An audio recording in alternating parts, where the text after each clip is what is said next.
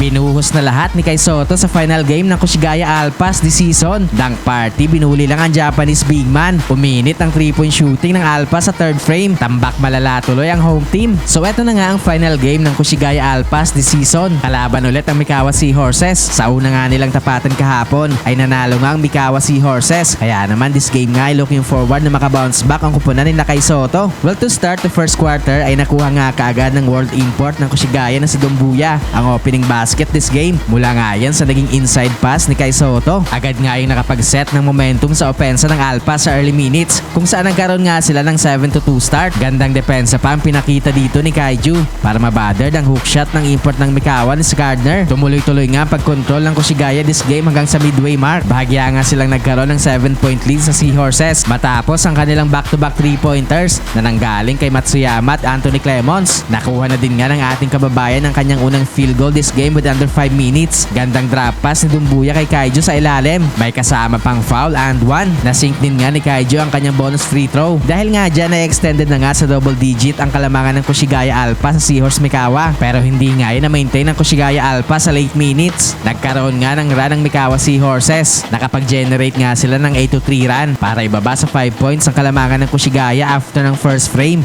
23-18. Second quarter ay nagparamdam nga kaagad si Kai Sotto offensively. Binuli lang ang depensa sa ilalim ng Japanese big man ni si Avi Schaefer para sa kanyang 100 slam dunk. Nakuha na din nga ni Kaiju ang kanyang ikalawang assist this game sa kanyang naging kick out pass kay Clemons for the wide open 3-point shot. After nga niyan ay si Clemons naman nga nag-return ng favor sa ating kababayan. Gandang alley pass kay Kaiju for the 200 throwdown. Nakontrol nga ulit ng Koshigaya ang laro sa midway mark. Nagkaroon nga ulit ng another field goal si Kai Sotto sa halfway mark. Nag-overcommit nga dyan si Gardner kay Dumbuya na nagdadrive sa basket. Kaya naman napabayaan nga si Kai Sotto na wide open sa ilalim. Agad naman nga siyang nahanap ni Dumbuya for the easy basket. Though sa late minutes nga ay nagkaroon nga ulit ng run ng Mikawa Seahorses. Bigla nga nagdomina sa ilalim itong si Gardner dahil kasalukuyan ngang nasa bench itong si Kai Sotto. Naibabangan ng Mikawa sa isang puntos ang kalamangan ng Alpas. Kaya naman with under 1 minute nga ay binalik na nga ulit sa game ng ating kababayan. Agad nga itong nagkaroon ng basket sa kanyang naging jumper sa low block para extend sa 3 points ang laman ng Koshigaya going to the halftime break, 43-40. 11 points so far para kay Kai Sotto sa kanyang efficient 5 of 6 shooting sa field. Third quarter ay agad nga nakapag-draw ng foul si Kai Sotto sa ilalim kay Gardner. Shooting foul nga yan. Kaya naman nabigyan nga lang 2